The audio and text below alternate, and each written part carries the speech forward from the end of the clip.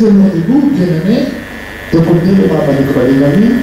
lire le premier passage. Dans l'évangile selon Jean, au chapitre 5,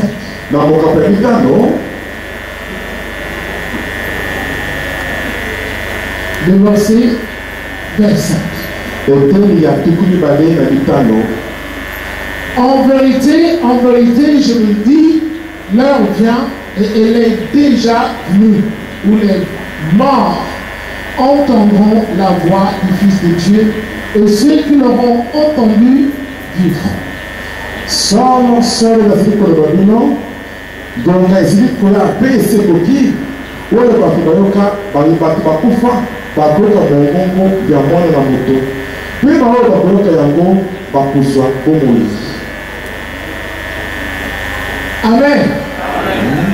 Notre thème est le suivant. La voix du Fils de Dieu. Amen. Je prie les assemblées. Qui était ici le dimanche passé qui lève les doigts? Vous étiez ici le dimanche passé avec nous. Levez les doigts pour nous voir, s'il vous plaît. Oui,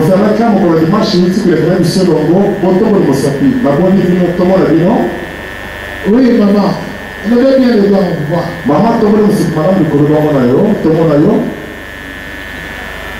Oui, Alphonsine, lève-toi. Ah, ça va être possible tellement. Donne-nous les thèmes. C'était comment?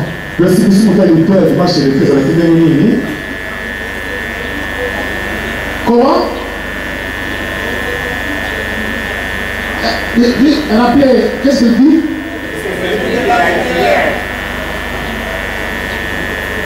C'était les ennemis de la lumière. C'était ça le thème? Amen. C'est bien. Merci beaucoup.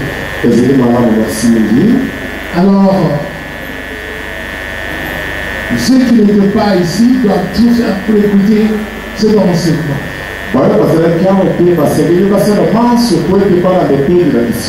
Parce que ce que nous allons enseigner aujourd'hui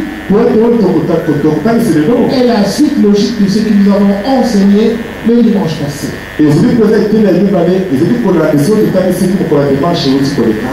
Mais aujourd'hui, le thème est le suivant. La voix du Fils de Dieu. Qu'est-ce qu'on entend par la voix du Fils de Dieu?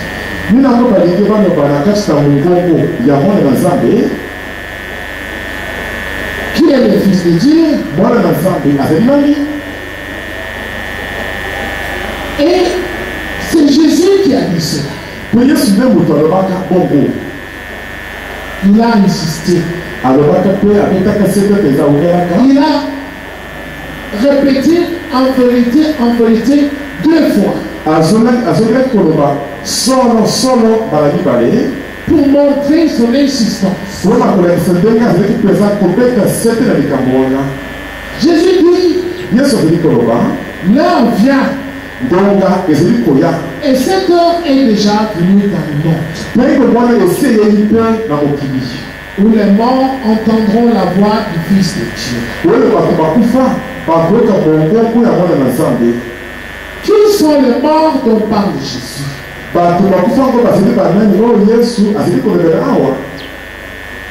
Et puis j'ai eu de préciser. Ceux qui l'auront entendu vivront.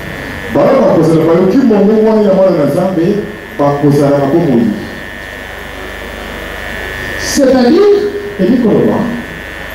qu'il y a ceux qui vont l'entendre et ceux qui ne vont pas l'entendre. Il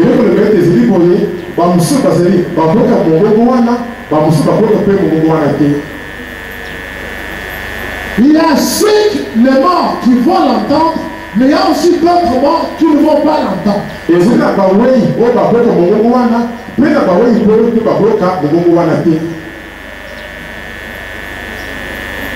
Comment cela se fera-t-il? C'est ce que nous allons découvrir aujourd'hui. sont les morts dont parle Jésus? Et pourquoi précise-t-il qu'il y a une catégorie de morts qui vont entendre cette voix-là? Quand ils vont entendre cette voix-là du Fils de Dieu, ils vont vivre. C'est-à-dire ils vont ressusciter. Tandis qu'il y a d'autres morts. Et ils ne vont pas entendre cette voix-là. Comme ils ne vont pas entendre la voix du Fils de Dieu, ils vont demeurer dans la mort. Ils ne vont pas vivre.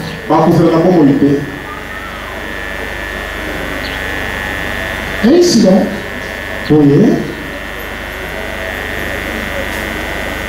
à la suite de cet enseignement, toi-même tu vas découvrir si tu es mort ou tu es vivant. Tu vas aussi découvrir au cours de la paix quels sont les morts dont parle Jésus ici.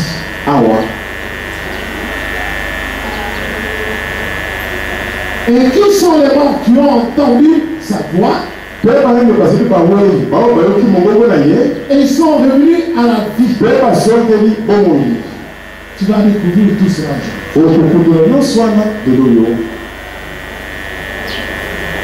Pour commencer, nous allons programmer un deuxième passage des Écritures. Dans Éphésiens. C'est l'apôtre Paul qui a écrit cet épître aux Éphésiens. Nous allons lire Paul aux Éphésiens au chapitre 2. Je prie le nom de Dieu. Parce qu'il y en a qui viennent avec les apôtres, ils commencent à s'envoler quand on lit, ils ne suivent pas.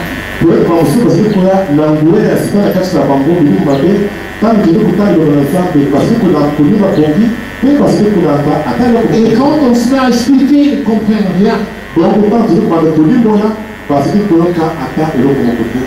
Ce qui guérit, ce qui sauve, ce qui délivre ici dans cette église, c'est la parole de Dieu que vous écoutez.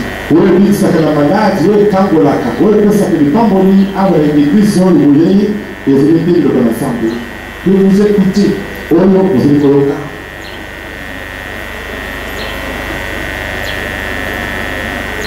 Éphésiens chapitre 2 du verset 1 à 6.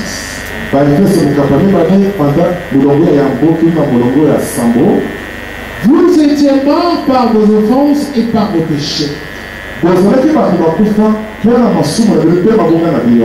dans lesquels vous marchiez autrefois selon les trains de ce monde, selon les princes de la puissance de l'air, de l'esprit qui agit maintenant dans les fils de la rébellion.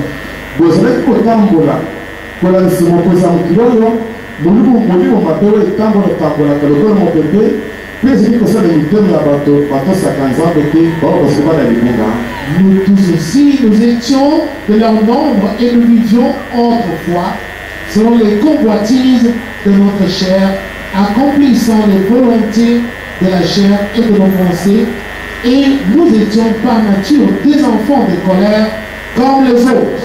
Mais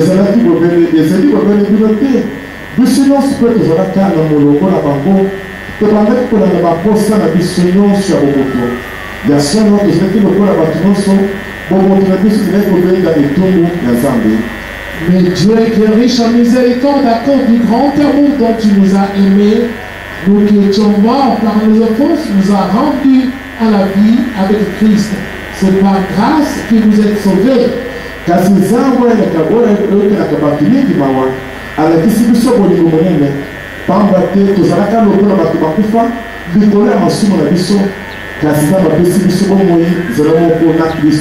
Il nous a ressuscités ensemble et nous a fait asseoir ensemble dans les lieux célestes en Jésus-Christ. asebisi biso nyonso elongo mpe avandisi biso esika na likumu na lona elongo na Yesu Kristo. Dites Amen. Amen. Je vous prie de vous assembler. Mabonte zikovanda balikwanyikani.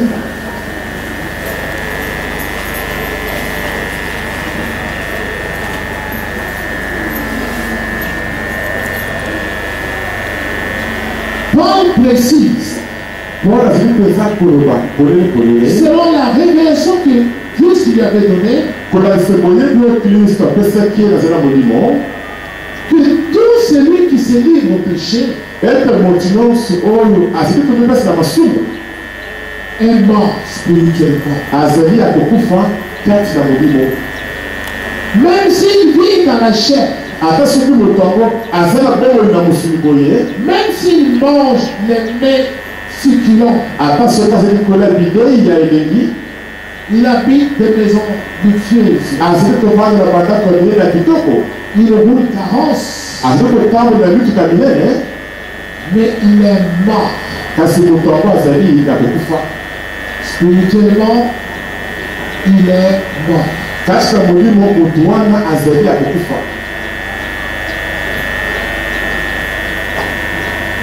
Et enfant de Dieu, celui dont l'esprit vit en lui.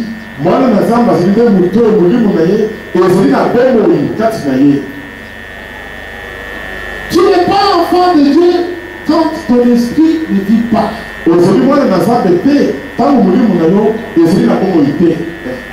Tu es créature de Dieu. Au même titre que les crapauds, au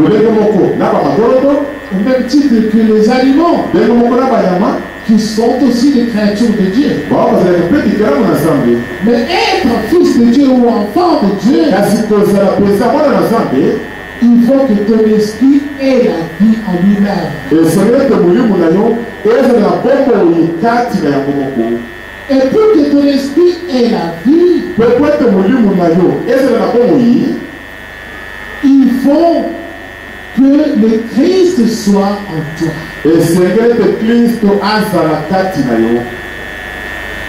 pour que le Christ soit en toi, bien-aimé, tu dois entendre sa voix.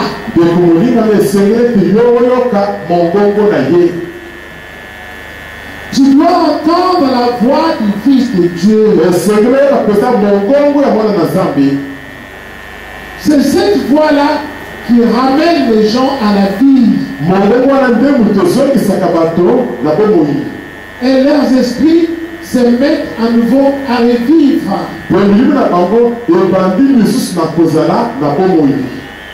Si tu n'entends pas la voix du Fils de Dieu, ton esprit n'aura pas de vie en lui-même. Et ici donc, la colère de Dieu demeure sur toi.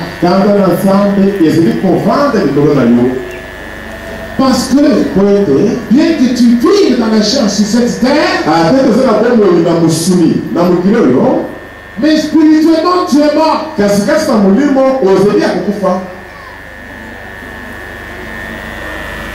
Tu es mort. Dieu te considère comme un mort. C'est comme cela que Dieu avait vu le monde avant que Jésus ne vienne sur la terre.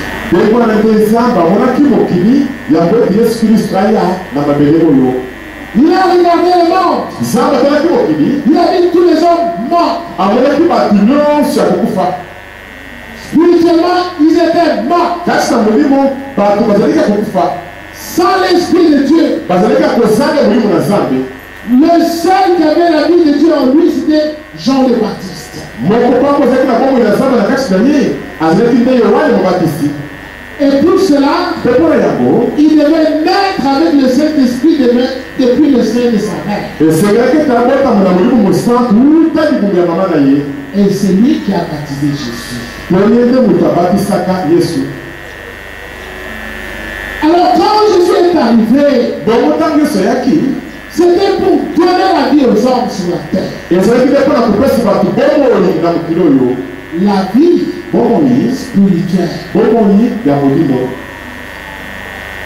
Parce que les gens étaient morts depuis les temps d'Adam et Ève.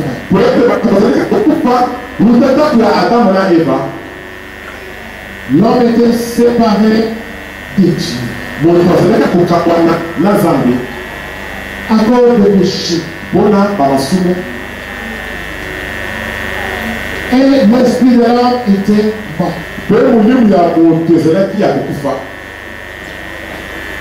Tout celui qui se livre au péché doit savoir ceci, que son esprit est mort. Il n'a pas la vie en lui. C'est pour cela, certains parmi vous,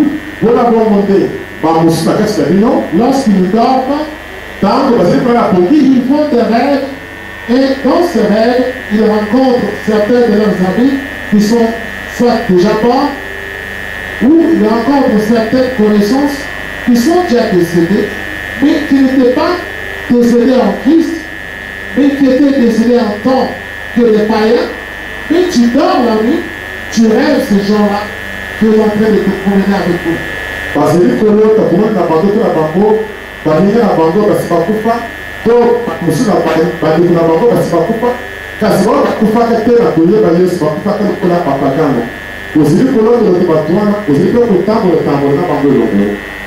Dieu te montre par là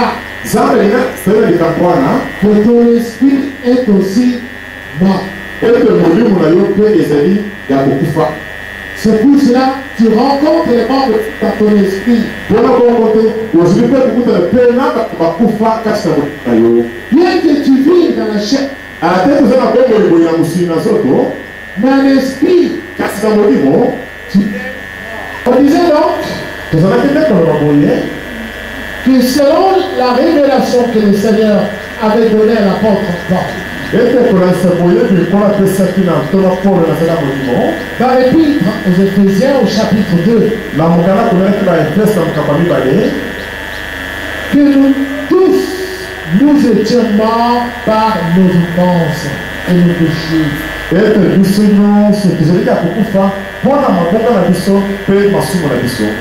Mais Dieu nous a ressuscités par Jésus-Christ. Quand quelqu'un vit sur cette terre, mais il vit dans la rébellion contre la parole de Dieu, Dieu considère cette personne comme un mort. Il est un mort. Oui, son esprit est déjà mort. Bien que tu vives dans la chair, par l'esprit tu es déjà mort. Pour que toi tu reviennes à la vie, tu dois entendre la voix du Fils de Dieu. Alors que signifie la voix du Fils de Dieu? Jésus a dit, ceux des morts qui entendent cette voix-là, ils vont revenir à la vie. Mais il y a d'autres qui n'entendent pas cette voix-là. Et ne peuvent pas revenir à la vie. Nous allons voir cela dans la Bible. Dans Jean chapitre 10.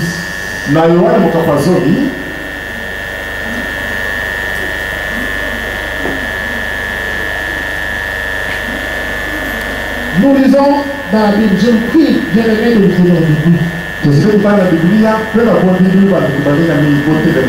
Jean chapitre 10. Du verset 14 au verset 16.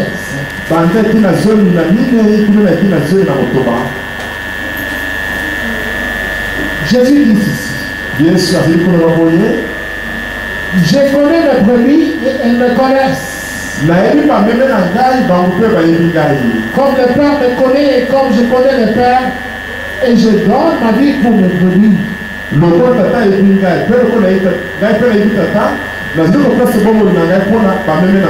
J'ai encore d'autres bénis qui ne sont pas de cette bergerie.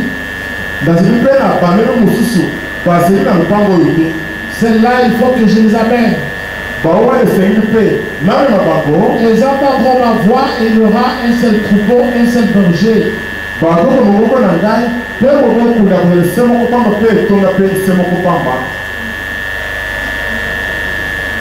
Et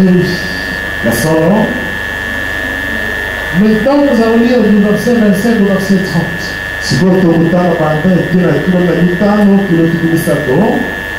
Jésus leur répondit: je vous l'ai dit et vous ne croyez pas.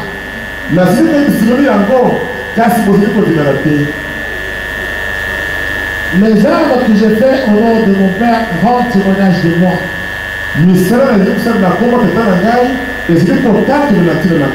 Mais vous ne croyez pas. Parce que vous n'êtes pas de notre brebis. Nos brebis entendent ma voix. Je les connais. Et elles me suivent.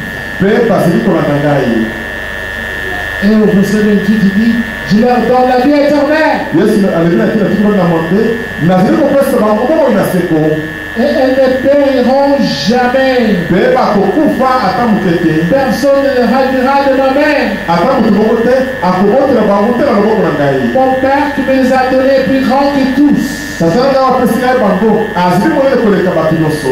ne peut le ravir de la main de mon Père.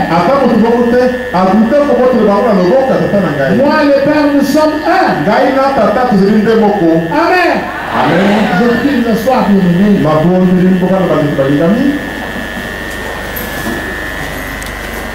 Jésus ici parle ouvertement. Il dit: je connais mes brebis. Et mes brebis me connaissent. Quand ils entendent ma voix, mes brebis me suivent. C'est-à-dire m'obéissent. Quand ils entendent ma voix, même si elles étaient égarées dans la forêt, elles retrouvent le chemin. Et elles me retrouvent.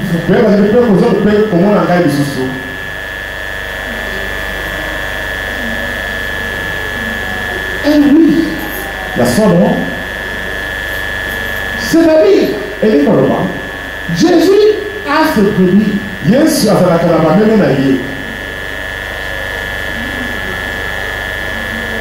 Alors le mercenaire a aussi ce brebis.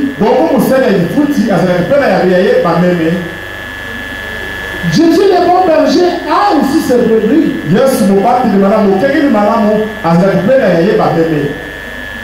Les brebis de Jésus entendent sa voix. Entendre la voix de Jésus, c'est comment? C'est croire à la parole de Jésus-Christ. Alléluia. C'est cela, entendre la voix de Jésus.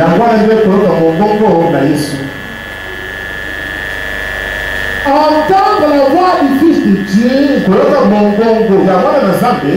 c'est croire à la parole enseignée par Jésus-Christ.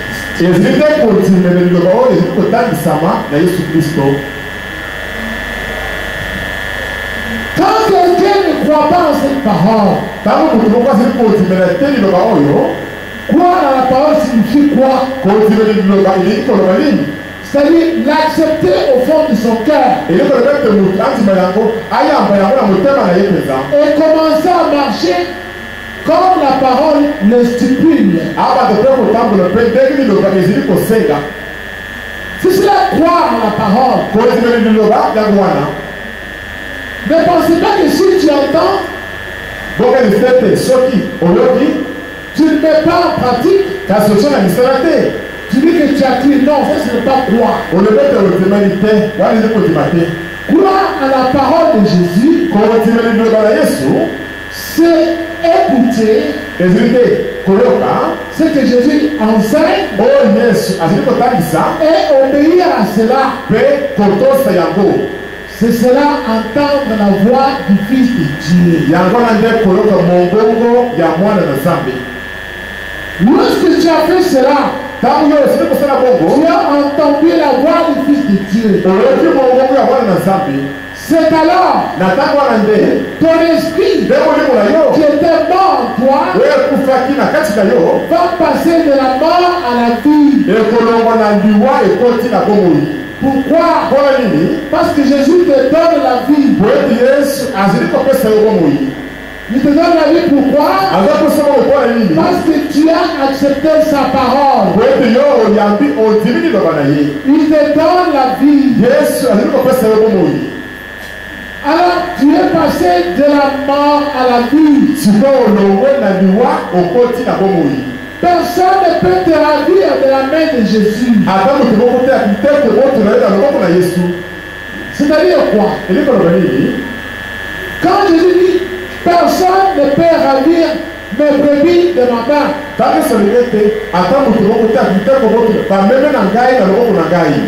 qu'est-ce que cela signifie? Ça signifie et même ton mariage ne peut pas être ravi de la main de Jésus-Christ. Et même ton diplôme ne peut pas être ravi de la main de Jésus-Christ. Et même ton mari ne peut pas être ravi de la main de Jésus-Christ. Aucune femme ne peut te voler ton mari.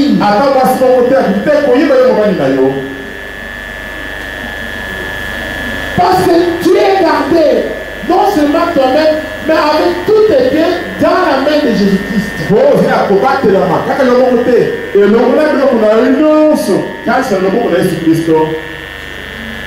Alors personne ne peut ravir tes biens de la main de Jésus-Christ.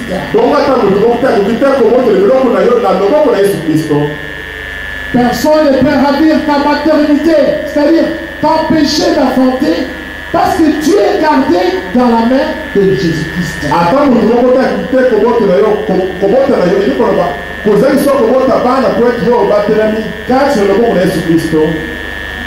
Pourquoi tu es gardé dans la main de Jésus-Christ? Parce que tu as entendu la voix de ton maître, de ton berger. Tu as suivi. C'est-à-dire tu lui as obéi. Qu'est-ce que la voix t'a dit?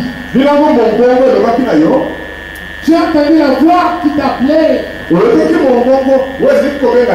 qui te disait quelque chose. Toi tu étais égaré, tu étais mort parce que tu commettais le péché. À présent que tu as entendu la voix de ton maître, tu te dis, je ne veux plus encore faire cela. Non, non, je ne veux plus encore faire cela. Dès que tu prends cette décision-là, c'est que tu as commencé à suivre Jésus-Christ.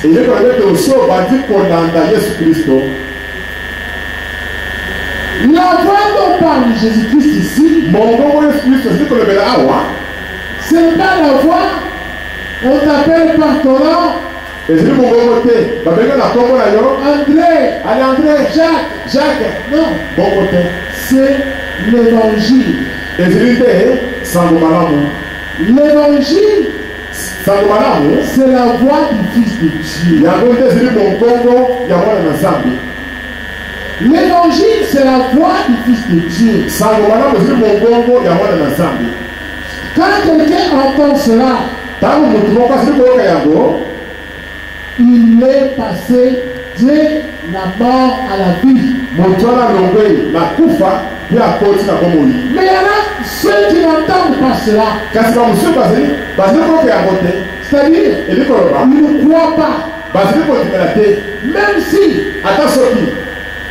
on lui enseigne la parole de Dieu, ne commet plus l'impudicité. Il va continuer à commettre l'impudicité. Même si on lui interdit de voler, même si on lui produit des conseils pour qu'il ne puisse plus se bagarrer, se quereller avec ses voisins,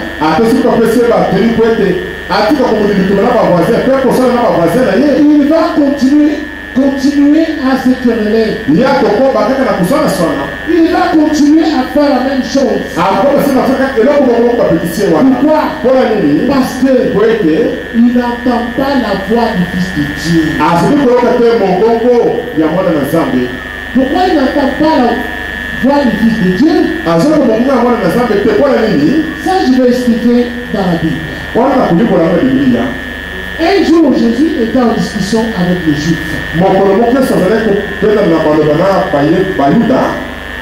Étant en discussion avec eux, Jésus leur dit ceci. Pourquoi ne comprenez-vous pas mon langage? Parce que vous ne pouvez écouter ma parole. Vous avez pour père le diable. Et vous voulez accomplir les désirs de votre père. Il a été meurtrier dès le commencement. Et il ne se tient pas dans la vérité. Parce qu'il n'y a pas de vérité en lui. Lorsqu'il profère les mensonges, il parle de son propre fond. Car il est le menteur et le père du mensonge. Et Jésus te dit aussi, celui qui est de Dieu écoute les paroles de Dieu. Vous n'écoutez pas parce que vous n'êtes pas de Dieu.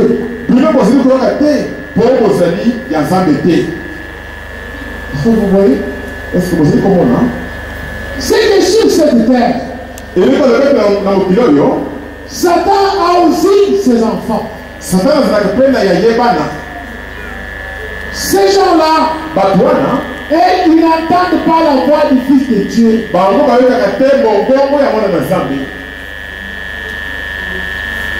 Qu'est-ce que cela signifie? Même si on lui ne connaît pas d'impudicité, il va toujours faire cela.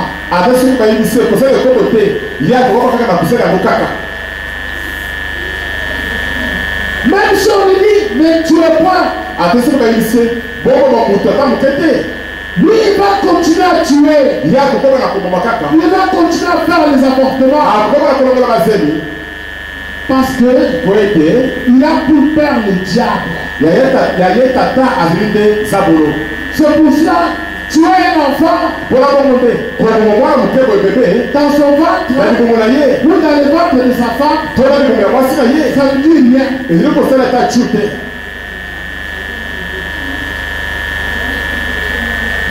Tu continues à tuer les gens dans la sorcellerie. Bien qu'on t'a prêché la parole de Dieu pour que tu renonces à la sorcellerie, mais tu continues toujours avec la sorcellerie. Tu n'écoutes pas parce que tu n'es pas de Dieu.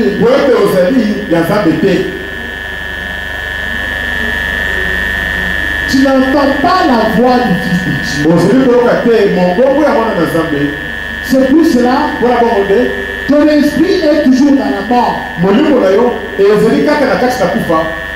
Tu n'es pas passé de la mort à la vie.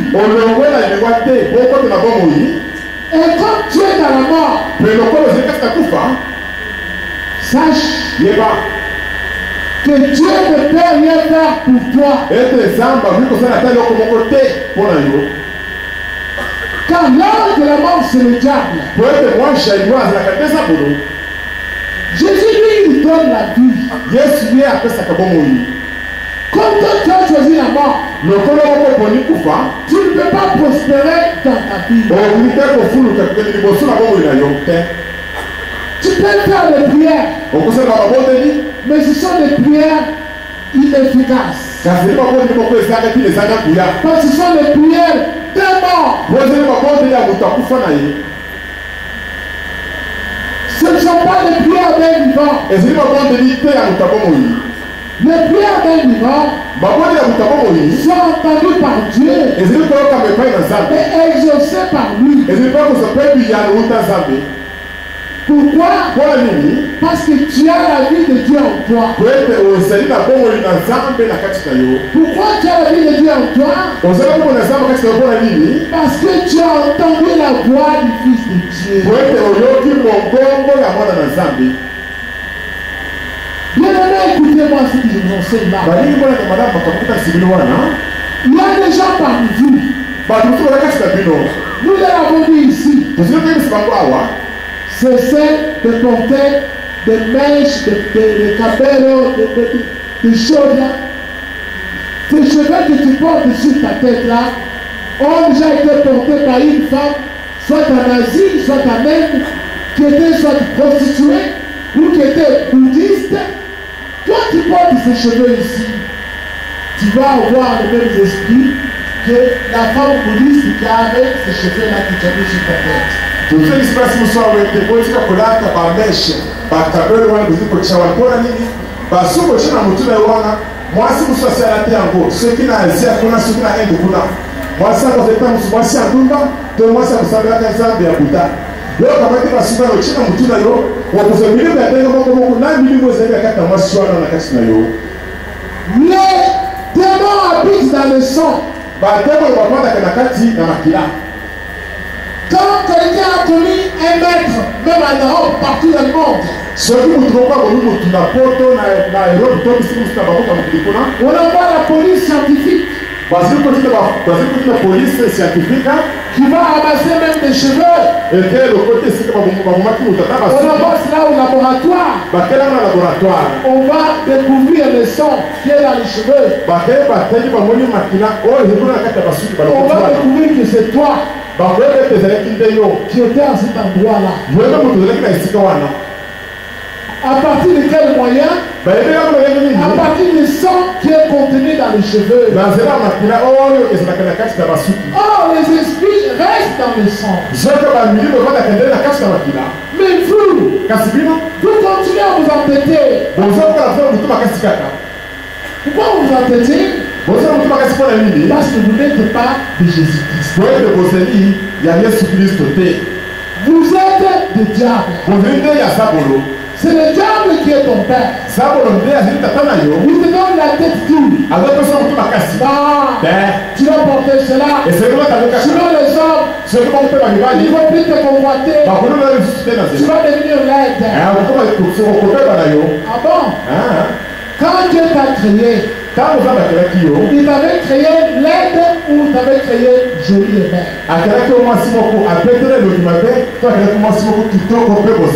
Accepte comme Dieu t'a créé là. En acceptant comme Dieu t'a créé, tu fais la volonté de Dieu. Dieu est ton Père. En refusant tel que Dieu t'a créé, en changeant la couleur de ta peau, c'est que tu rejettes ce que Dieu a fait avec toi. Alors, tu n'entends pas la voix du Fils de Dieu. Tu fais ce que ton père le diable t'a dit de faire. Change la couleur de ta peau. Deviens, je ne sais pas, métisse. Ça, les hommes font beaucoup de mains. Tu vas avoir les marines. Tu vas avoir beaucoup d'argent. Tu vas faire ces choses. Mais tu n'auras pas ce que toi tu avais désiré. Par contre, tu vas finir par attraper des maladies. Parce que Satan, il est le menteur. Il ment pour amener les gens à la mort. Alors Jésus a dit aux Juifs, vous n'écoutez pas. Vous, N'entendez pas ma voix. Vous ne m'obéissez pas. Parce que vous n'êtes pas de Dieu. Jésus a dit, les morts qui entendront ma voix sont uniquement les brebis. Ces brebis-là, quand elles entendent ma voix, elles me suivent. Elles passent de la mort à la vie. Je leur donne la vie. Dieu va te donner la vie. La vie dans tes études. La vie dans ton mariage. La vie dans ton travail. La vie dans tes affaires. Dieu va te donner la vie. Parce qu'il est la vie. Parce que tu as entendu la voix du Fils de Dieu. Je vais donner l'exemple d'un homme.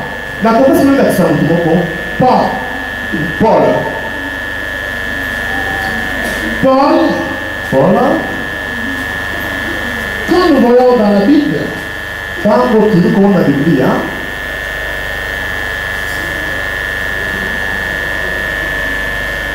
Paul allait à Damas.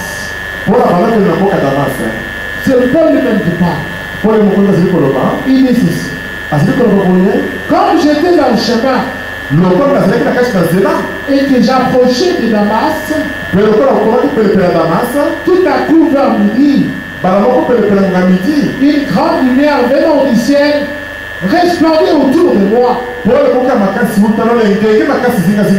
J'ai tombé par terre. Et j'ai entendu une voix qui me disait, Saül, Saül, pourquoi me persécutes-tu? Je répondis, qui es-tu? Seigneur. Il me dit, je suis Jésus de Nazareth que tu persécutes. Ceux qui étaient avec moi virent bien la lumière, mais ils n'entendirent pas la voix de celui qui parlait. Alors je dis, que ferai-je, Seigneur? Et le Seigneur me dit, lève-toi, va à Damas, et là on te dira tout ce que tu dois faire. Alléluia. Vous voyez? Est-ce que vous dites comment là? Paul, il va à Damas. Là, il va pour arrêter les gens, pour tuer d'autres. Au nom de Dieu, pense-t-il. Mais aller sur le chemin avec toute sa délégation, il voit une forte lumière qui venait du ciel. Il entend l'appel par son nom. Paul, pourquoi me persécutes-tu? Et lui il pose la question, qui es-tu, Seigneur? Et Jésus lui dit, je suis Jésus de Nazareth que tu persécutes. Alléluia. Jésus lui dit, je suis Jésus de Nazareth que tu persécutes. Je suis Jésus de Nazareth que tu persécutes.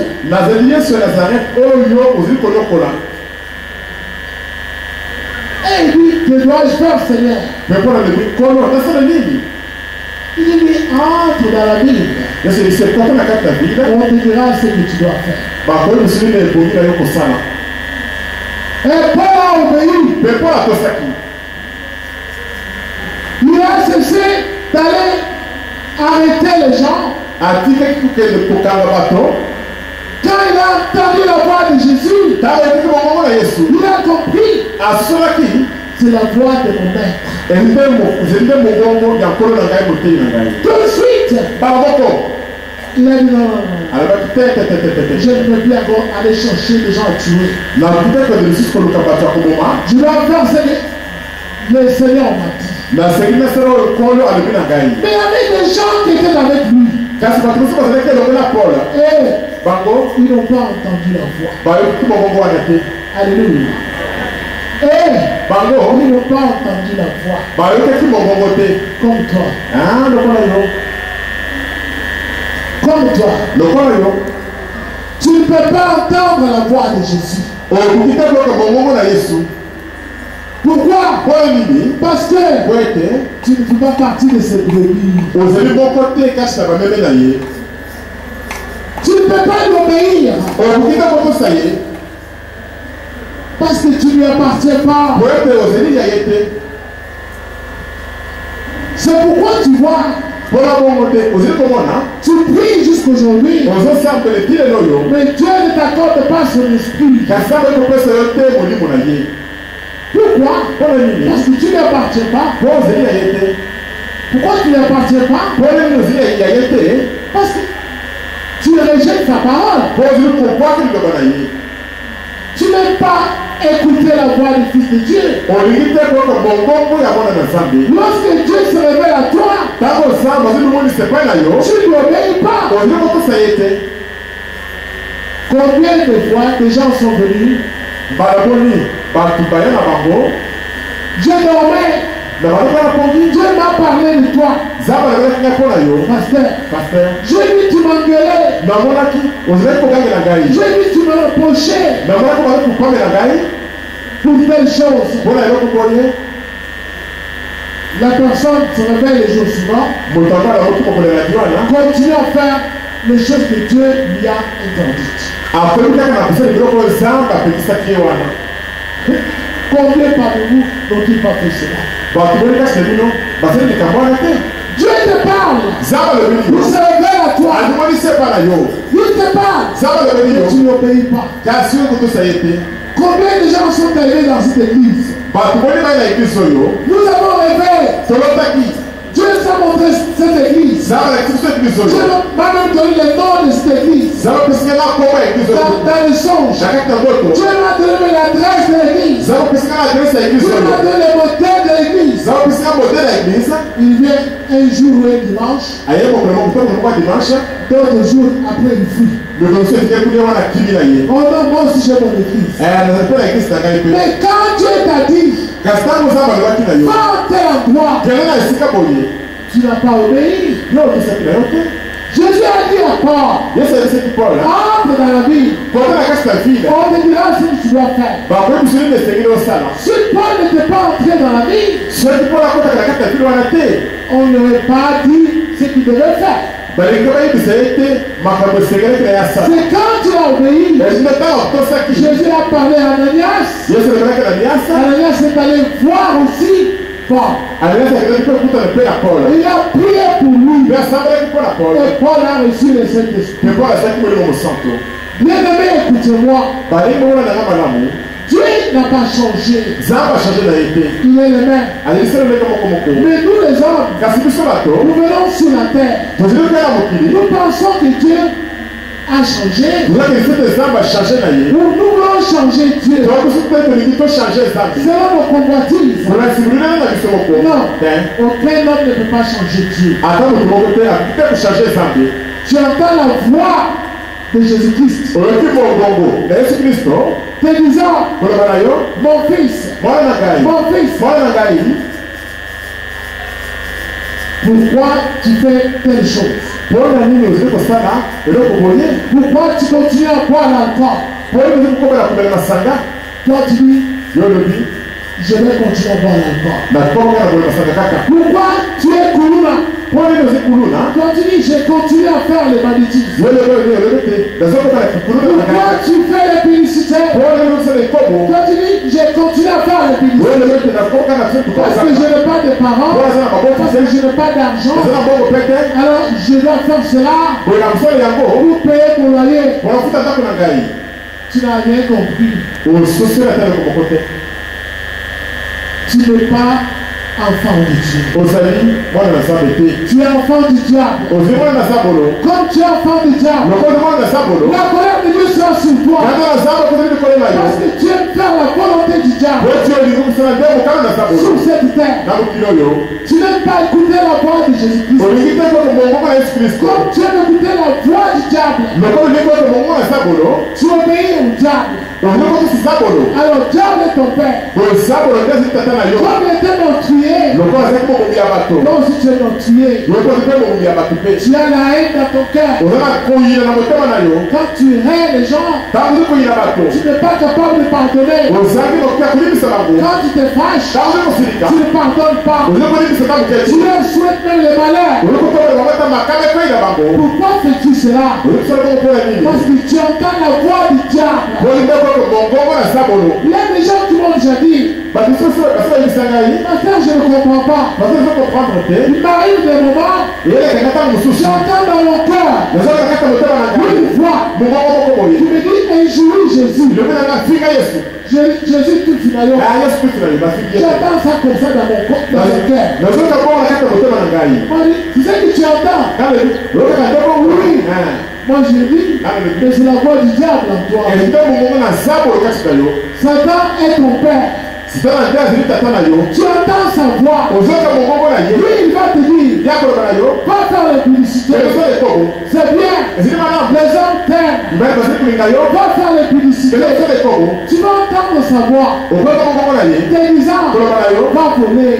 kende koyiba. Tu vas bien manger. okolia malamu. Tu vas entendre sa voix. okoka mongongo na ye. Te disant, koloba na yo. va mentir. kende kokokuta. Va mentir tes parents. kende kokokoti na Ils yo. vont te donner de l'argent. bakopesa bongo. Va mentir tes parents. kende kokokoti Ils na yo. vont donner de l'argent. bakopesa bongo. Sur les montants de Minerval, kotola mota minerval. va mentir. yakende kokosa. Tu vas mentir tes parents. okende kokopesa bakoti na Sur yo. les montants de kotola Minerval. mota minerval. C'est la voix du diable ezite mongongo na de nzambolo. ton père na tata na yo. à laquelle tu obéis. oyo kokosa. C'est plus cela. mpona bongo te. Les mensonges lokuta. ne peuvent pas te quitter. ekita bisila kati na C'est yo. plus cela. mpona bongo te. La colère de Dieu kata na nzambe. demeure sur toi. elingi koomali likolo na yo. Pourquoi la colère de Dieu demeure sur toi? oyebi kati na nzambe omali likolo na yo. Parce que tu vis dans la mort. oyo ezi kovanda nde kati na liwa. Ton esprit molimo na yo ne vit pas. eza na bomoi te. C'est pour cela. mpona bongo te. Même si tu dors, ata olali pongi. les songes, bandoto tu ne les tiens pas. ozokanga eloko te. Tu dors la nuit, olali kuna tu te kutu. réveilles le olali matin, na ntongo. tu ne sais pas où tu étais. oyebi te esika ozalaki. Tu ne retiens pas les songes. ozokanga bandoto te. Parce que ton esprit oyote molimo na yo est déjà mort. esi ekufi na yango. Alors, c'est pour cela. mpona bongo te. Parfois, tu dors, ntango sokolala pongi. tu fais des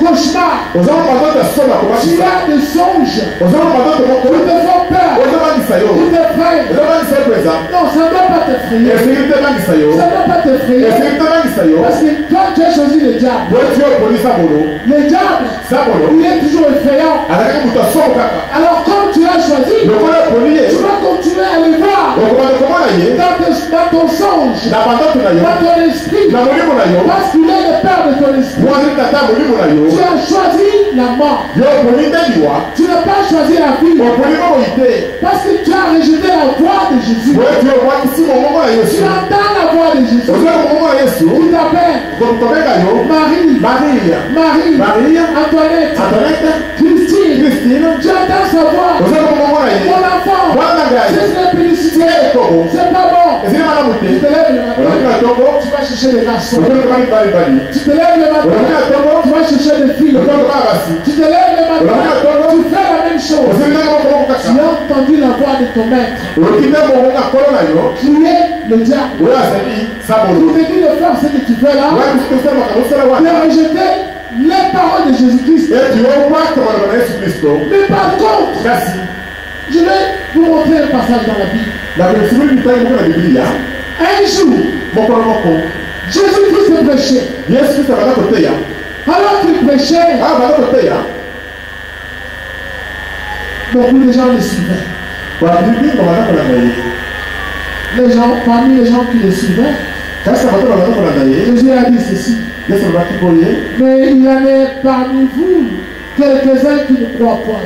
kasi bamosusu katelemi bazali kondima te Car Jésus savait dès le commencement qui étaient ceux qui le croyaient, point et qui était celui qui le livrerait. po yesu ayebaki te ebandeli Et il ajouta, c'est pourquoi je vous ai dit que nul ne peut venir à moi si cela ne lui a été donné par le Père.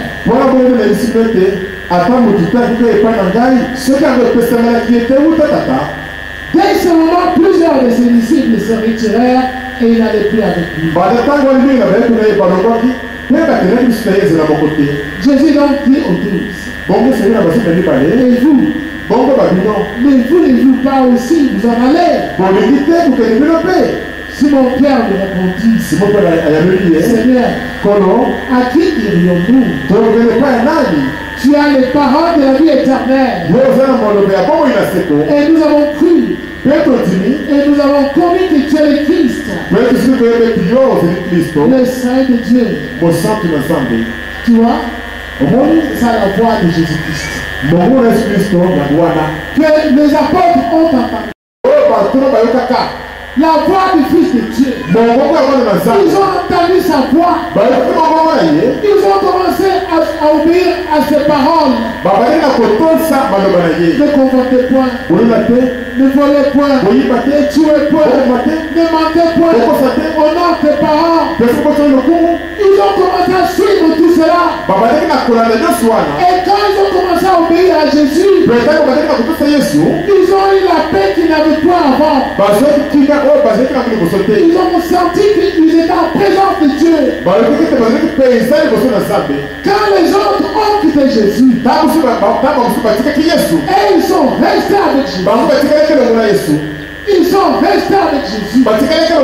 Et Jésus a regardé. Il a dit, je vous ai choisi.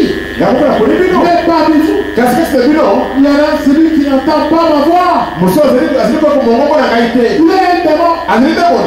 Jusqu'aujourd'hui, il continue à voler. C'était Judas. C'est ce que tu fais là. Tu pries avec nous depuis longtemps. Mais jusqu'aujourd'hui, tu continues à t'enivrer. Et tu viens prier avec nous. Parce que tu es un démon. Tu pries avec nous.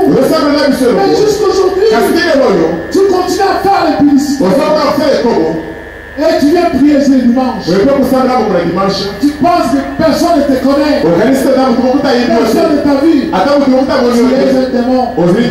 C'est pour cela la colère de Dieu va demeurer sur toi. Tout ce que tu vas faire, ça ne va pas marcher. Tu vas chercher à aller de l'avant. Ça ne marchera pas. Parce que tu es dans la mort. Ton esprit est mort. Tu n'as pas la vie de Dieu en toi. Il n'y a pas de prospérité dans la mort. Il n'y a pas de bénédiction dans la mort. Il n'y a pas de joie dans la mort. Ceux qui sont dans la mort sont en train de grincer les dents et de pleurer. Celui qui est dans la mort, il sera toujours dans la tristesse. Tristesse pour sa vie. Tristesse dans ses affaires. Tristesse dans les études. Tristesse dans son commerce. Tristesse dans sa maison. Pourquoi? Parce qu'il est dans la mort. Avant que je puisse terminer, je vais lire le dernier passage. Et je prie le Seigneur de vous bénir. Dans 1 Thessaloniciens, c'est l'apôtre Paul qui a dit ça. Au chapitre 4.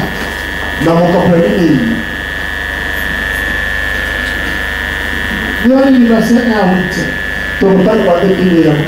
On reste frère.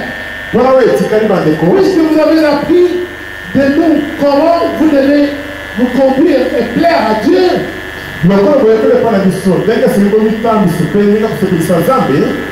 et de cela ce que vous faites, nous vous prions et nous vous conjurons au nom du Seigneur Jésus de marcher à cet égard de progrès en progrès.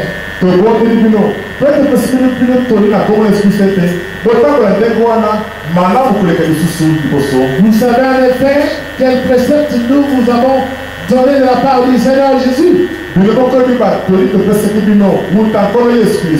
que Dieu veut, c'est votre sanctification.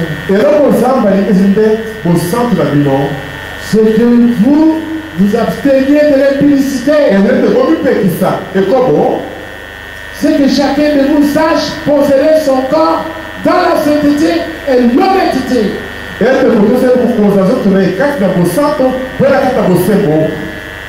Je reprends. C'est que chacun de vous sache posséder son corps dans la sainteté et l'honnêteté.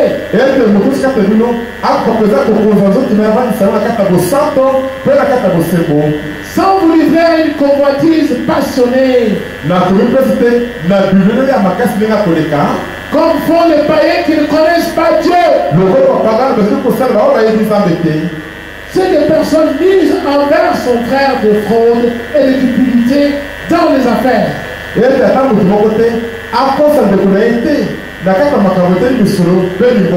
Parce que le Seigneur tire vengeance de toutes ces choses. Comme nous l'avons déjà dit et attesté. Car Dieu ne nous a pas appelés à l'impureté, mais à la sanctification. Celui dont tu rejettes ses préceptes ne rejette pas un homme, mais Dieu qui vous a aussi donné son Esprit Saint.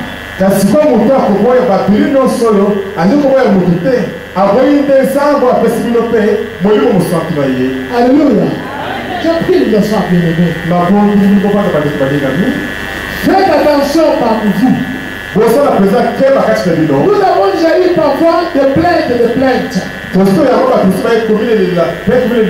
Oh, tel frère est passé chez moi à la maison. Telle sœur est venue me voir pour demander de l'argent pour qu'on fasse une affaire. Je connais une maman qui était dans cette église. Elle disait au maman, je vais vous enseigner comment fabriquer le savon. D'abord, donnez-moi d'abord votre argent. Je vais acheter les braises. Je vais apporter un camion de braises ici. Sans que le pasteur soit au courant. Les mamans ont commencé à lui donner de l'argent. Cette maman passait dans la maison. Elle disait, toi je vais t'apporter 5 sacs de braise. Donne-moi autant d'argent.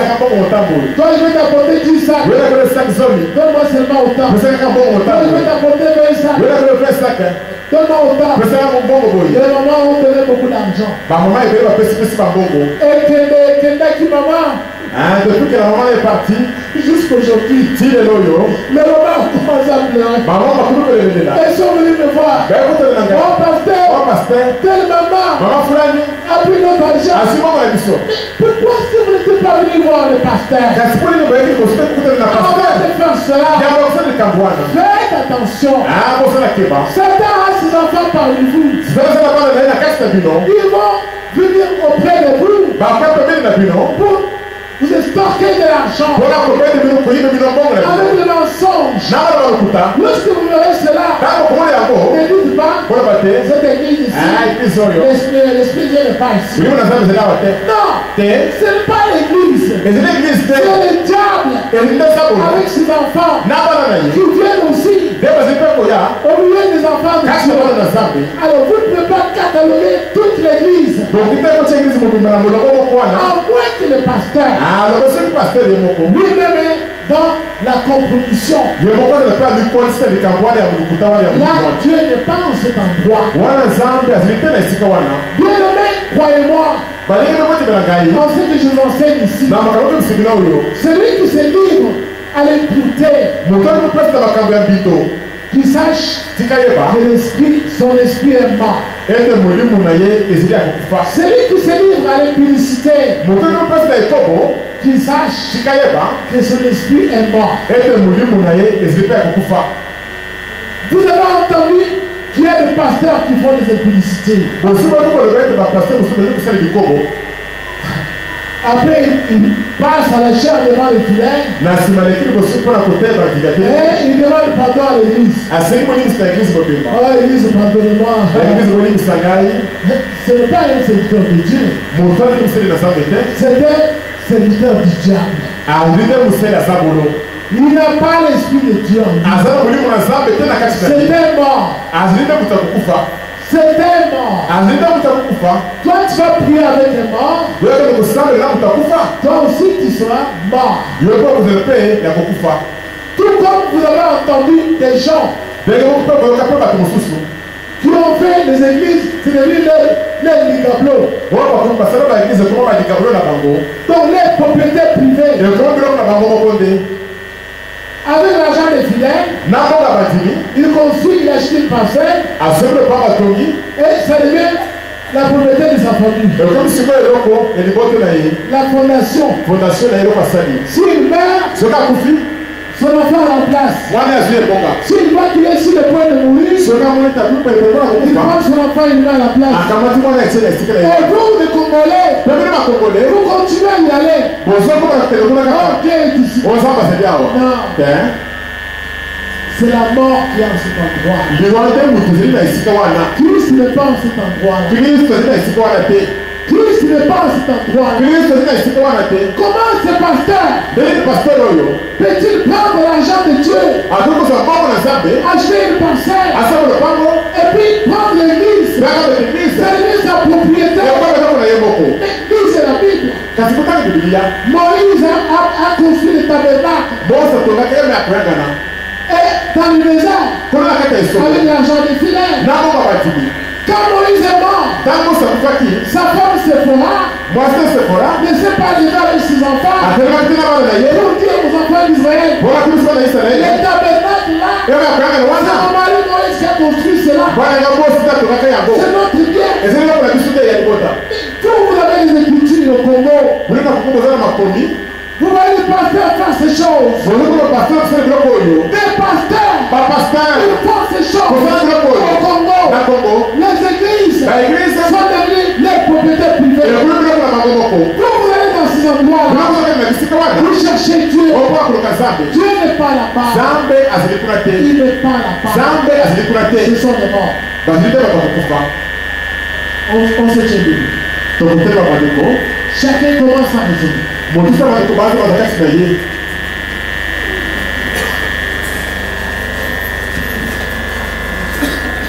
Tu es mort ou tu es vivant?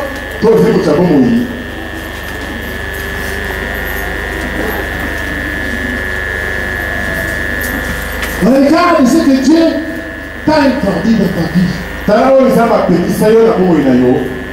Tu as obéi ou tu n'as pas obéi?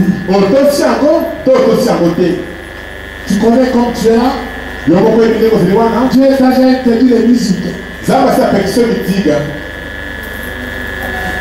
as abandonné ou tu continues dans moi en cachette. Toi-même tu vas comprendre que tu n'es pas vivant. Pourquoi tu n'es pas vivant? Parce que tu n'as pas entendu la voix du Fils de Dieu. Pourquoi tu n'entends pas la voix du Fils de Dieu? Parce que tu n'es pas de Dieu. Tu es du diable. Et c'est pour cela tu peux prier autant d'années ici. Dieu ne te donnera rien. Parce que tu ne lui appartiens pas. Celui qui est de Dieu, il écoute les paroles de Dieu. Il entend les paroles de vie. Il écoute les paroles de vie. Il obéit aux paroles de vie. Et il passe dès la mort à la vie. Dieu commence à lui parler au jour le jour. Parce qu'il vit. Jésus lui a donné la vie dans son esprit.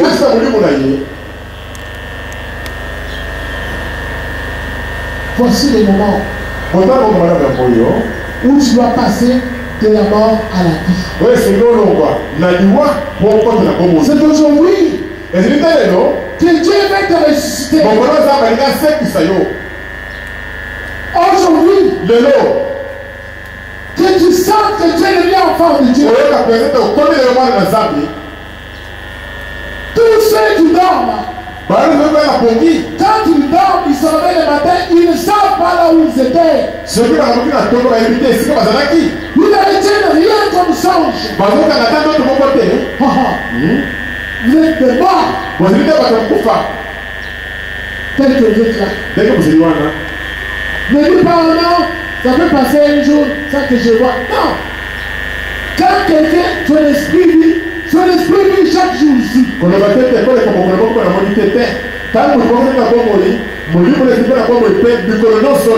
des jours. Même les jours.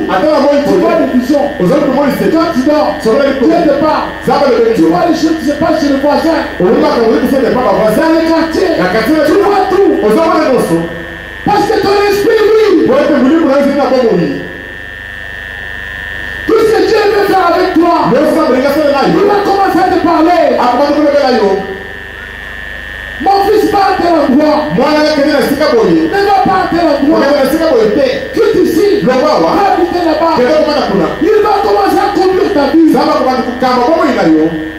Pourquoi? Parce que tu as son esprit. Et son esprit va commencer à te conduire dans la vérité.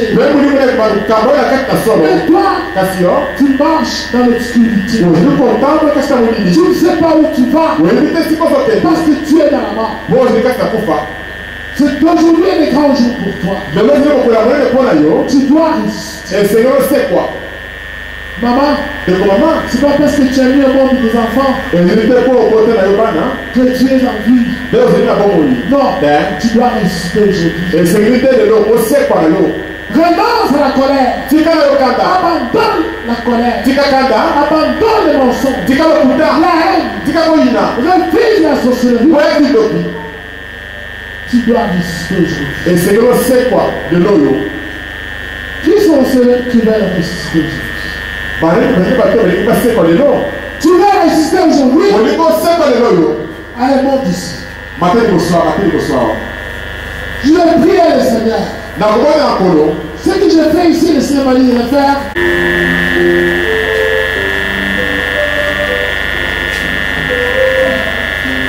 Allez, tournez.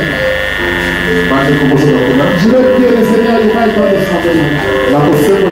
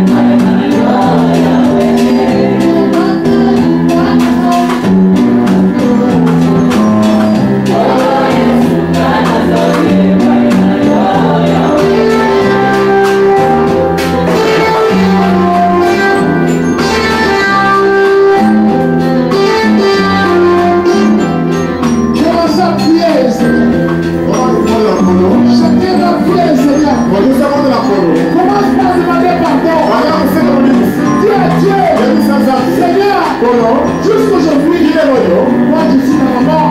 Je suis dans la mort. Parce que j'ai continué avec les mensonges. Je suis dans la mort. Parce que j'ai continué avec les punitions. Je suis dans la mort. Parce que j'ai continué avec la colère. Seigneur, je suis dans la mort. Tu as envoyé cette parole pour moi. Je vais rester. Jésus, récite-moi. Prie le Seigneur. De tout ton cœur. Prie le Seigneur. De tout ton cœur. Prie le Seigneur.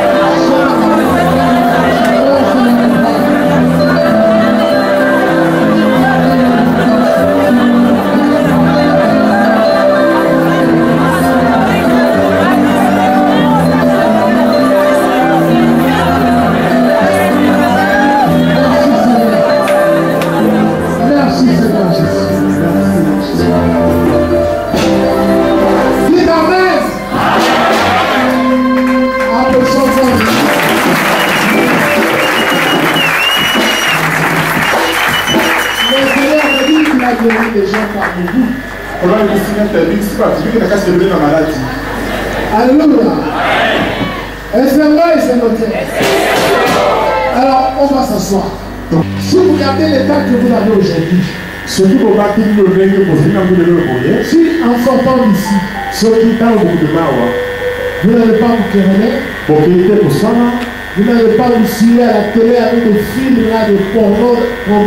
Porque était pour nous comme simple, nous avons la télévision, par film moi, par tout takarawa, les gars qui peuvent passer takarawa. Si vous regardez vos pensées pures, soit pour partir ma pense, vous allez le faire, sans colère, la cosa de casa, et vous priez chez vous à la maison. mais pour faire une paix, la parole de la Ce soir, quand on a pour le jour, ici, la bouteille de l'eau, vous allez voir des visions claires. donc comment le babylone s'est mis à poler pour les. C'est-à-dire Dieu va commencer à vous montrer votre vie. Il est le maître des arbres pour aller dans la non, bon, il a bien Ce qui ne va pas, oui, il est au table de la terre, et ce qui va. là où il est au table de la terre. Pourquoi ça ne va pas? Mais pour lui, il est au table de la Je vais terre. commencer à te montrer cela. Zamba pour le faire une soirée. Parce que Dieu a donné le contact avec lui. Pour être au sol, ici, bon, mon co, n'a idée.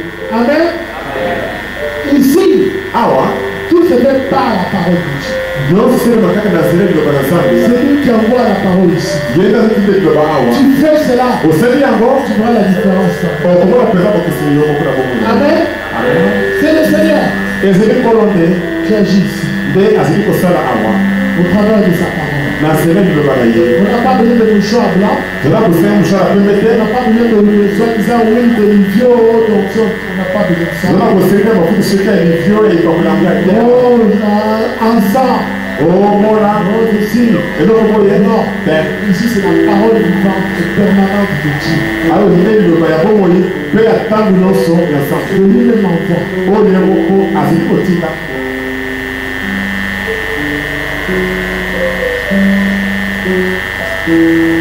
Awa.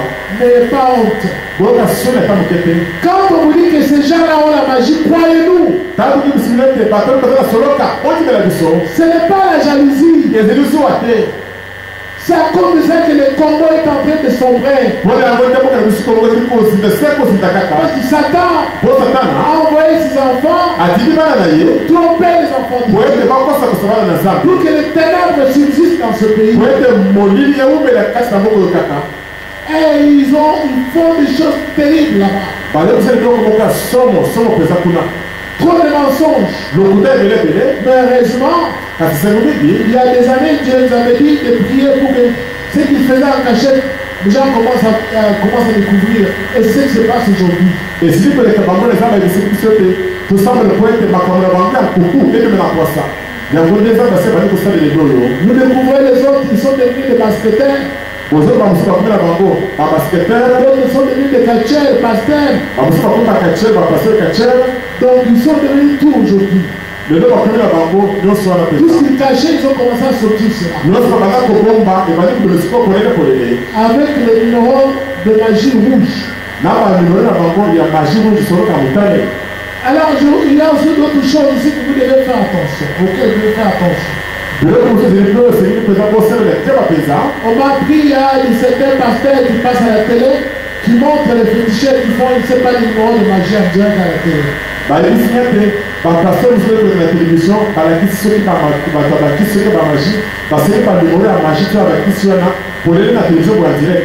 Pour trahir les autres qui font ça dans leurs églises.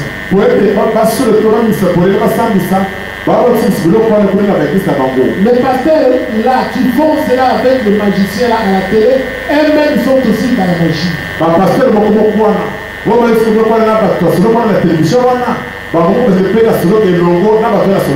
Parce que moi, un gouza, qui soit un gouza ou un magicien ou n'importe qui, il ne peut rien faire à côté de moi.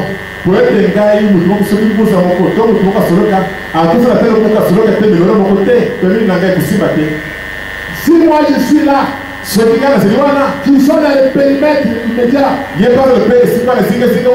ils vont les fuir. Amen. J'ai déjà eu à démontrer ça aux gens. Ces choses-là se font. Si vous voyez un pasteur qui est à côté des cours, il faut des numéros de magie à côté de lui. Lui-même, il est l'attitude là.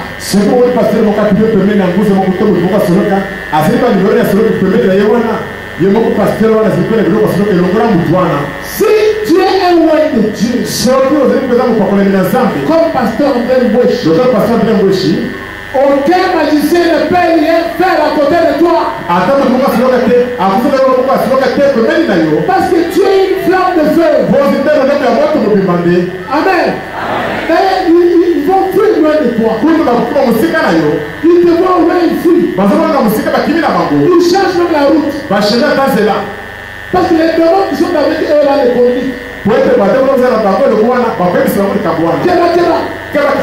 Attention, cela il n'est pas de notre. Il nous complique ça. Amen.